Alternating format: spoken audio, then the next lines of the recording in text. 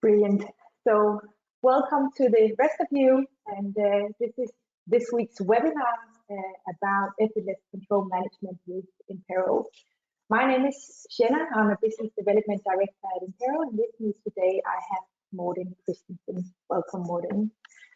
Thank you. So before we get started, before we talk to you about today's agenda, let's just quickly introduce ourselves. So Morten, perhaps you want to introduce yourself. Yeah, I can do that. My name is Morten Christensen. I have been a part of Impero for the last 6 years now. I am heading our customer success department, meaning that, well, everything from onboarding to support and everything related with those topics are on my table. So I, in essence, know a lot about Impero, a lot about the neat little small details, and also a lot about our new features, which we'll talk a little bit about today as well. Thank you, Morten. And as for myself, as I was saying, I'm a business development director, primarily focusing on sales activities, but also on our existing clients. And that comes from my capacity as being a consultant for the past 10 to 12 years in Deloitte and PwC. So my focus was always very heavily around risk management and internal control. So whether that being in the capacity of an auditor, a consultant, or even being the finance controller owning these risks, I always had this focus. And what was very apparent over these past 12 years is that in order to successfully have a strong and robust compliance environment, you really need to have it embedded in your everyday processes. And this is basically where Impero can help you, regardless of us talking about finance, tax, ESG, HR, IT, etc. We can really help you embed your compliance activities within your day-to-day activities. And that's basically what we're going to showcase for you today. We are going to give you a high-level introduction to Impero and to all of our three main modules. So Morten will show you the risk management module, how you can basically identify, evaluate, and manage your risks. And then he'll take you through the control management module, where he will be showing you how you can set up controls that are very easy and simple for control performers to perform. And as part of the controls module, we'll also showcase one of our newest features, which is the 4I review principle. We'll also be diving into the use of tags and how we can basically report on our data in many different ways using this tag mechanisms. And of course, also showcasing how we can basically create this central repository for documentation. So I suppose every one of you listening in today, you are sitting with the responsibility of risks and controls in one capacity or the other, either as the performer or as the one being responsible for setting up these frameworks. So I suppose many of you already know it's very difficult to get a common understanding of what your risk exposure is, and likewise, which controls should be performed, but also whether they have actually been performed. So I think without further ado, perhaps Morten, if you could show us the risk module. I think before we do so, it's important for me to say that we have the ability to ask questions. So if you have any questions, please feel free to type them as and when we have the webinar, and we will be answering them. And we'll also be holding time at the end in case there are any unanswered questions. So Morten, Impero and the risk management module. Yes, thank you for that, Shannon. So just initially here, we are using our webinar solution here for today, but essentially all of our clients, of course, have their own environment, holding their own data. In Impero, as a general rule, we have two different kinds of users. We have the ones we call the risk and control managers. These will be sort of the admin users, the one who will be able to sign in, create risks, create controls, and pull some reporting. And then we have sort of the other side of the table where, well, the ones we call contributors, meaning the ones who need to either assess a risk or perform a control. The main focus for today will be around the managers, but of course also just show you guys when we are in the mode of the contributors. So first up here, I'll sign in using my username and password. We also support a single sign-on. I could even add on a two-factor authentication PIN code here. We don't have that for this environment here, but essentially this here is Impero. And as Shanna already mentioned, then we'll talk a little bit about risk management here in a second, and we'll dive into the control management, talk a little bit about reporting, and just very briefly touch upon what we can do for our user management, so how we can manage if someone leaves or change position or something like that. So this will very short be the walkthrough of today, and we're having other webinars where we dive into these individual modules here a bit more in detail. But if you have any questions as we go along, as Janne mentioned, please feel free to ask them, and if we have time, we will answer them during the presentation. Otherwise, we'll get back to you after this webinar here.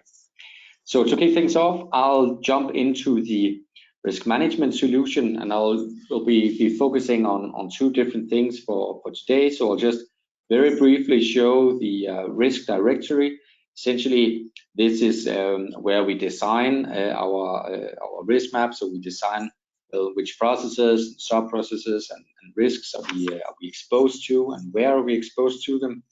And then we'll dive into the risk map itself, where we'll actually be assessing the risks. But I'll just very briefly show that, well, this is just an example of how it could look. This can be tailored into whatever framework you guys are using, so you can actually design your own processes, your own sub-processes beneath that level as well. And in the end, we will have the ability to add on a risk. So if we take, we can just use this one here as an example. We can see that for the out-of-the-box solution here, we use a name, a description, and a scope. That actually goes for no matter what framework you're using. Then we need these three different elements here. Then in our out-of-the-box solution, we have some financial statement assertions and objectives. Again, if you guys are using a different framework or something else, then we can tailor this section into whatever you need to filter or report upon. When we have designed our risks here, now this is just an example here for bank deposits. Then as you can see here, we have an entity tab. So where are we actually exposed to this risk here? Of course, now there's just added a few here as an example, but you can of course create your own, and you can decide on the access rights on each of these entities here as well. Once that is done, so we have now just defined very briefly our processes. If we have subdivided it into some sub-processes, then could do that, and then we have our risks, and we've also decided where we exposed to these risks. Then we have the flip side here, and I'll just dive into the risk map here. And the picture that we'll see right now, I'll see everything that I have access to, and the reason that I'm telling you guys this is because, well, I have access to all of these entities here as we saw. So if we go down here to our bank deposit risk, then I can see that it's actually being displayed here 4 different times, one for each of the entities that we have assigned this risk here for. A more real life example could be that, well, I only have access to one of these. That could be Impero AS here. Well, then I only, when I dive into to my risk map here, then I only see all of the risks without setting any filters, without doing anything. Then I only see the risks that the entity that I'm in charge of has been exposed to. So again, if we do our bank deposit here, then we can of course see all the inherent data that has been provided from when we created the risk here a second ago. But then my evaluation here begins, so I can evaluate. Now this is on a 5x5 scale. We also support 3x3, 4x4. Again, whatever you guys are using as a framework, I can design this. So now it's just being rated. Well, might have a medium impact, maybe a highly likely on likelihood scale. And then my job is to say, well, what do we actually do about this risk here? Because we, from a central point of view, actually can mass distribute these to a lot of entities at once. It could be that, well, it's actually not applicable for the entity here that I'm in charge of, so I can select not applicable and we remove from my heat map here, and you can see in the background. Could be that we transfer it, try to avoid it, we accept it. The same things for each of these is that, well, the flow source of ends here, whereas if we select reduce, as you can see, I've already been selected here, then I actually get the ability here to add a mitigating action. So as soon as I hit add control here, I'll be able to see all of the controls that actually runs within Impero. I'll just do a bank reconciliation here as an example, and I can just see the basic description essentially here. So the control objective, the background information, and so on. Then I can add the control. Of course, I can add multiple controls here if needed, and the same control here can also be used as a mitigating action for multiple different risks. Once that is done, then I'll reassess my impact and likelihood. So it might be that, well, this control here only works with the likelihood, so the impact stays the same, but we've actually reduced the likelihood from highly likely to remote. And that actually means that, well, we have our full picture here, so I can see here in my heat map, this is the inherent view. I can toggle back and forth between the inherent and the residual view. There's a room for a lot of customization here, and we can tailor this based on different kinds of both frameworks and access rights into whatever you guys are needing. And we've done some webinars on that in the past, and we'll also do some new ones on this topic here as well. But this is sort of the basic idea behind our risk management solution. Thank you, Morten. So overall, you have the ability from a, for example, group level to identify your risks, and you can then push them out to your local entities. Likewise, the local entities have the ability to create their own local risks, which then can be reported back to the group. And this way, you have a complete overview of your risk landscape and your risk exposure. It's important to say that this risk management module is not a prerequisite for using the control management module.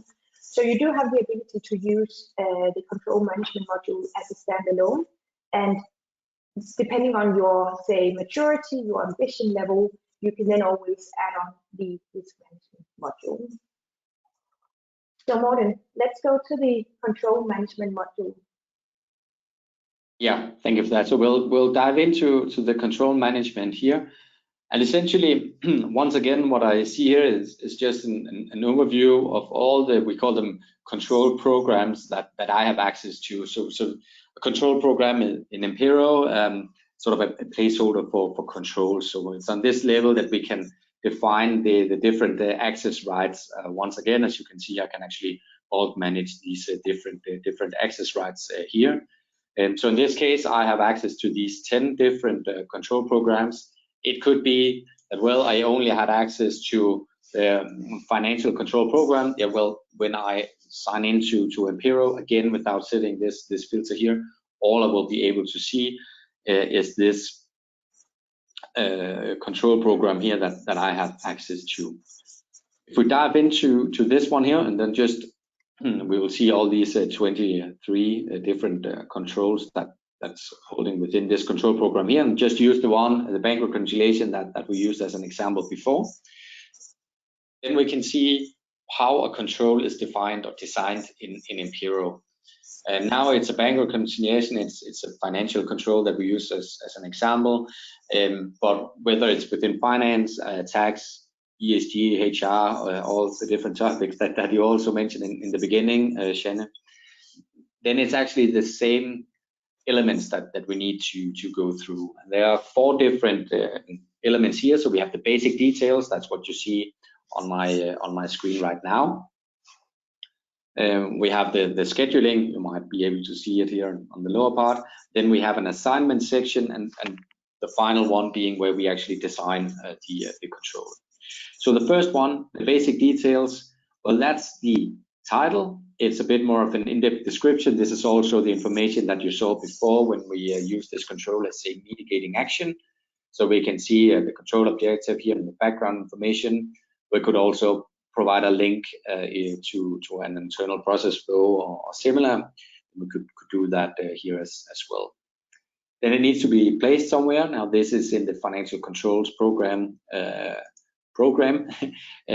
you could also move it to a different one if needed. You could even create a new control program if you need it to be placed in a new area. Then we use something that we call tags. So tags is actually quite important, both for reporting and for filtering purposes. So all this information that we have here, so all of the assertions, the control method type, and whether it's a key control or not, these are basic elements that sort of describes the control. So if we want to have an overview across our entire control landscape, and see, well, how many manual controls do we have, or how many preventive versus detective controls do we actually have, then we can actually give that overview because we have sort of provided the control with the information already. We'll talk about tags multiple times here on both on this page here, but also when we talk about the reporting. But the key part is if I click add tags here, I can actually create my own categories, my own tags, meaning that, well, for your company, you can provide your own reporting dimension. If you have some specific business area where you need to report within that doesn't fall within a given standard, you can actually do that by adding them right here, and they will pop up immediately as dimensions in your report. A lot more on that later on. Then we have the scheduling. So when are we actually performing this control here? So it's something we do on a monthly basis. This is something we do every quarter, every year. So the create or edit control page here that we are on at the moment can be seen a little bit as a template. So now we are sort of saying, well, this control here should be it should be a monthly control. Would like to send it every single month. I'll just remove the advanced options here, and we are saying that, well, the due date should be on the 5th business day after the end of the month. So previously we were in October, so the next due date here will be on the 5th of November, and we also stamp it with the period, meaning that, well, it's actually regarding October data. Then we also say, well, how many, because we work in business days up here, we also work in business days down here. So how many business days prior to the due date do we actually want to notify the user that they have a pending action?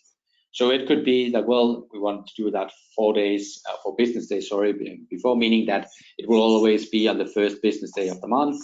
The user who will come to in the assignment section here in a second will receive an email that they have a pending action. Again, this is something you set up once. There's again a lot of different options here. There's room for a lot of customization. Again, we'll also dive into that on a more control-oriented webinars as well. Then we have the assignment section here. I'll just remove my user from here. So who is actually supposed to perform this control here? So if we have anyone that have seen Impero before, then, well, there's no news in that we actually need to provide a responsible user. That could be me. The new part is that, first off, that we have it here on the right side, but we can actually also provide a reviewer. Again, we've actually always been able to do that. So that could be Shannon. So this means that when I have performed my control, Shannon would then need to approve. The new part is that now it's also possible to add a second reviewer. I'll just add in a new colleague here. It could be just use Thomas here as an example. So now we have sort of defined a process here where on the 1st of November I'll receive, meaning yesterday in this case here, I would have received an email with a link, and I'll show to you how that looks in a second. I'll do my control. Then it will go to Shani here for approval. She can then either, say, well, it's been approved, then it will send it to Thomas. She can also reject it, then it will be sent back to me, and I'll have to adjust. Maybe I uploaded some wrong documentation or something like that. Then I'll resubmit. It will go to Sienna. Sienna will hopefully approve. And then it's to Thomas. And Thomas has 3 options. Of course, he can also, well, approve, and then we are all done with the control. He can also send it back to the reviewer, meaning back to Sienna in this case here, or he can send it all the way back to me if for some reason Sienna missed that, well, it was actually not the latest version of the file that was updated, or there had been any changes meanwhile. So this way here will sort of define the process, and it's important to say that, again, this is something we define from control to control, so both reviewer and second reviewer is optional. We need to have a responsible user, because otherwise the control will just be idle. Then we work with tags here once again, and it's actually the same catalog as what we saw before. So it could be that I'm actually supposed to do this control here. I'm supposed to do it for company 300, that might be in Denmark. But actually we have the exact same control that I need to do. I need to do exactly the same. I'll not fill in the review part for this, but for company 400, which may also be located in Denmark as well. And by doing this, then all of the items that we've already done for section 1 and 2, sorry, so all the basic details, including all of these tags that we have here, and all of the scheduling will automatically be inherent to both of these actions here. But the tag here, company 300, and the tag here with Denmark and 400 in Denmark here, these will be unique. So each month in this case here, we will create 2 controls, and both of them will have to be submitted. One for company 300, one for company 400, because they could have different outcomes. Brilliant. In terms of the 4i review, in say day-to-day operations, just to give you some inspiration where it could be helpful, could, for example, be that we would have local control performers, local control reviewers, but we need to add on, for example, a global second review. Or you're working with shared service centers where there are a shared service center employee performing the control, shared service center employee reviewing the control, and maybe even a second shared service center employee reviewing and approving a second time around, or global as well. So it really comes down to, if it's a critical key control, that's where it really makes sense, or if we're working with complex organizational structures where we have local entities versus a global oversight board. Perfect. Thank you for adding a bit of perspective to this as well, Shannon. We are now down to the final part of our control section, and so now we have defined the basic details, when we are to do this control here, who is supposed to do it, and now we are only missing the what is actually supposed to be done. And we see this a little bit as the heart of the control, and a bit as a questionnaire here, where we have all of our answering options here on the right side. So here, just as a basic example, we have a radio button where essentially I'll have to confirm that the control activity has been performed. There's some instruction. We can actually be fairly precise in what we actually need. Again, we can also link, now it's just able to process manually and link to a SharePoint. We could even add files that we are sending along with the controls. This would be a template, SOP, something like that. We can say when it's required, so we need to answer either confirm or not confirm in order to submit the control. Then for the next element here, maybe we want some documentation in return, so please attach supporting documentation. Again, we can be fairly precise here in the instructions on what do we actually want. We can also make this required, but we can also make it based on a condition that, well, the control performer has actually answered confirm up here in the first question here. By doing so, we can sort of make it, and this is to make it as easy as possible for the control performance. I'll just show you guys here in a preview. So we have all of the basic details up here at the upper part. Then I see what I'm supposed to do. I have my link here to my process manual. I can download this template here and use that. If I say confirm, then I'll be asked to attach some supporting documentation. There's an optional comment field, and then I will do my self-assessment here in the end. Fairly easy, fairly simple for the ones who are to submit the control. So just to show you what it looks like, then well, the control performers, they will actually receive an email that looks like this one here. I can see that it's for company 300 Denmark. I have until the 5th of November to submit it. Click on the link.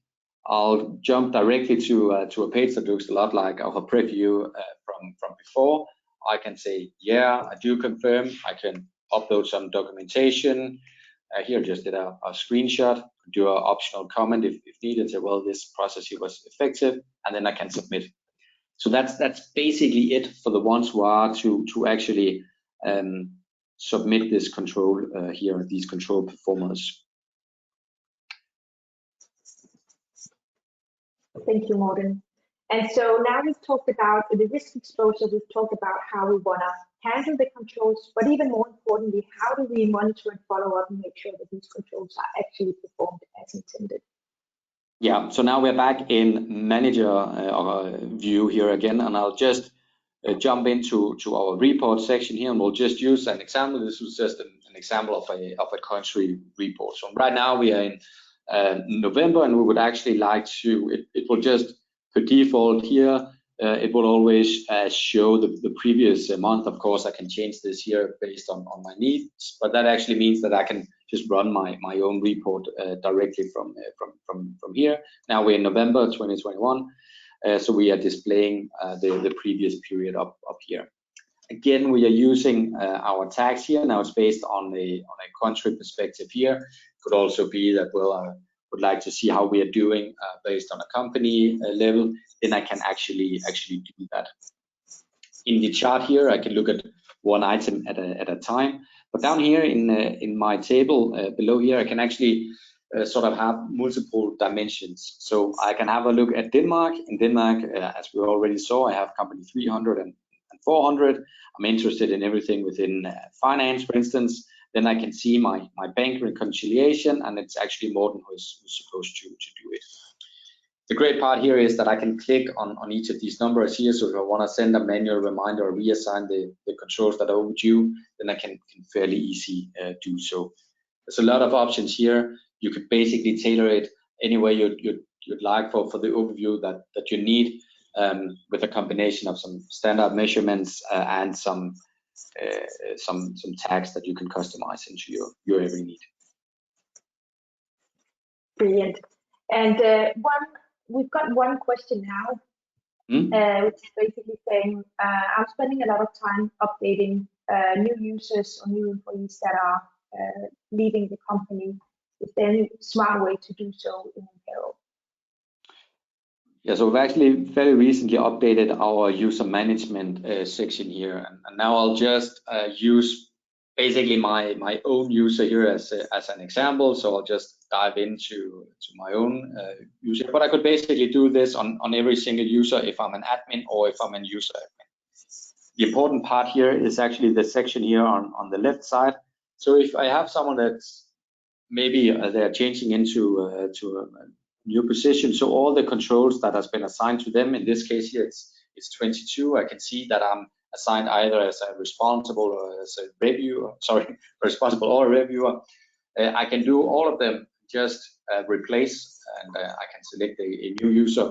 Could also say, well, it's only all of the AP11s, then I can take this one, say replace user, replace with Shanna, and then that's done.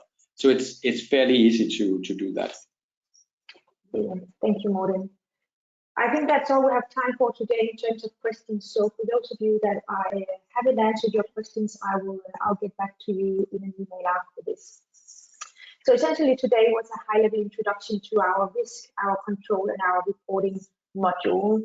It has showcased you how we can support you with building and automating your compliance processes and basically effectively manage your risks and design and operating your controls.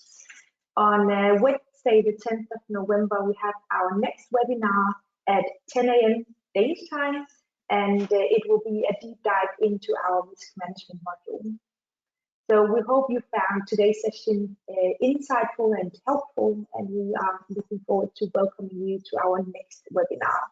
And in the meantime, if you have any questions, you can reach out to either Morten or myself on our emails, which are currently on the screen.